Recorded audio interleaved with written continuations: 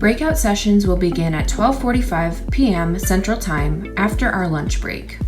To access the breakout rooms, there will be a few options available to you. Option number 1. You will see a pop-up of each breakout session showcased during the live event toward the end of our lunch break. You have the option of either directly clicking through to watch the event of your choice, or if you are wanting to see another breakout session than what shows, just click the X on the top right until your preferred session pops up. Please note that these pop-ups will be brief.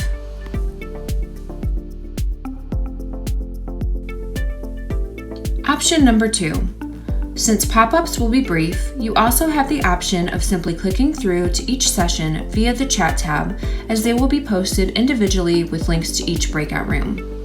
These links will be available in the chat throughout the entire event, so you can access these with convenience through the main event session. Option number 3. You can also head to the Solid Edge University Series page through the direct event link sent to you this morning via email, and this will give you the option to scroll to the bottom of the series page and review all of the breakout rooms currently in session, beginning at 12:45 p.m. Central Time. Simply select the Enter Now button, and you will be directed to the breakout session of your choice. If you have any other questions about how to access any of the breakout session rooms, feel free to send me a chat via the chat tab and I would be happy to help you.